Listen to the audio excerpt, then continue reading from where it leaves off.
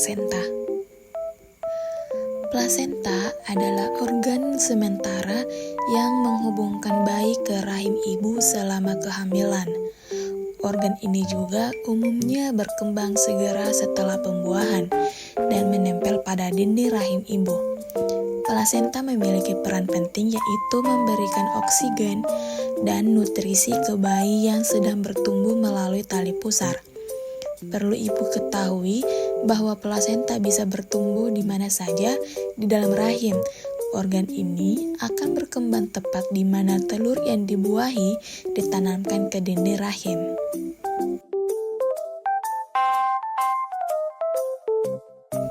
Proses terbentuknya plasenta.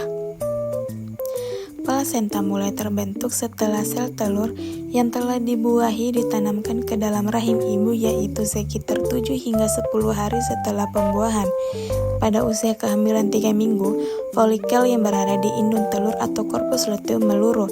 Setelah itu, hormon progesteron mulai dihasilkan dan menyediakan nutrisi bagi janin selama trimester pertama kehamilan. Memasuki minggu keempat usia kehamilan, sejumlah sel yang menempel di dinding rahim memisahkan diri dan menggali dinding rahim lebih dalam. Salah satu dari sekian sel tersebut bertugas untuk membentuk plasenta untuk mengambil alih tugas korpus luteum dalam menyediakan nutrisi bagi janin. Seiring berjalannya waktu, plasenta akan bertambah besar sehingga mampu mengambil alih dalam memenuhi nutrisi dan oksigen yang lebih banyak untuk janin. Organ ini akan terbentuk dengan sempurna pada usia kehamilan 12-18 minggu. Pertumbuhan plasenta. Perkembangan plasenta dimulai selama implantasi, ketika blastosis menempel pada epitel endometrium. Sel tropoblas berdiferensiasi menjadi lapisan dalam sitotropoblas dan lapisan luar sinsitiotropoblas. Saat sitotropoblas berproliferasi, sel-sel yang baru terbentuk bermigrasi ke sinsitiotropoblas dan kehilangan membran sel mereka, membentuk massa berinti banyak yang tumbuh dengan cepat. Sitotropoblas mengeluarkan enzim proteolitik dan sinsitiotropoblas menunjukkan ledakan rangkap 3. Ternyata, proyeksi seperti jari yang memungkinkan blastosis untuk tertanam ke dalam endometrium, lakuna atau ruang-ruang mulai terbentuk di dalam sinsitiotropoblas. Saat sinsitiotropoblas ini mengikis pembuluh darah dan kelenjar endometrium, lakuna menjadi penuh dengan darah ibu dan sekresi kelenjar. Lakuna terisolasi menyatu untuk membentuk jaringan yang melalui darah ibu mengalir sehingga membentuk sirkulasi uteroplasenta awal.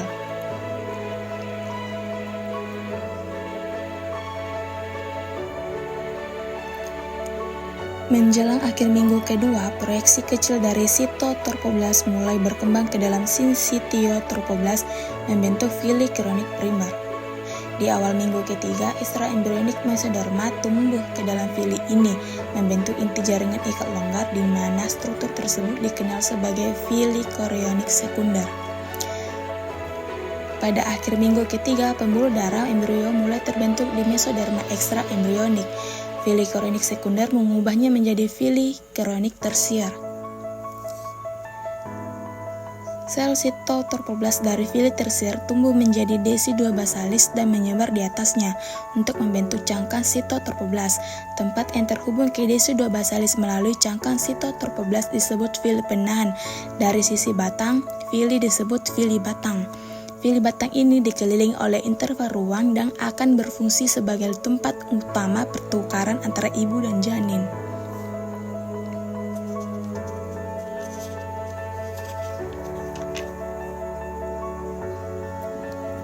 Pada minggu keempat, aliran darah janin terbentuk dengan darah kotor, diangkut plasenta dari janin melalui arteri umbikalis berpasangan. Arteri ini mengirim cabang ke fili korionik dan dibagi menjadi jaringan kapiler di ujung terminal.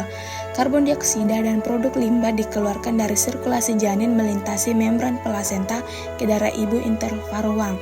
Oksigen dan nutrisi diangkut melintasi membran plasenta dari darah ibu ke kapiler janin.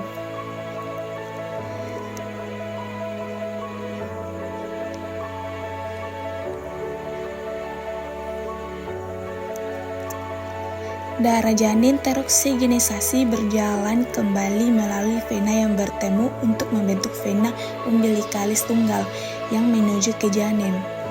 Darah kembali ke sirkulasi ibu melalui vena endometrium dipaksa keluar oleh tekanan darah arteri yang masuk.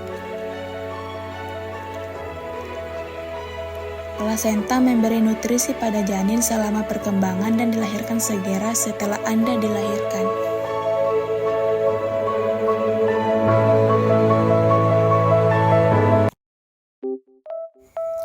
Fungsi plasenta.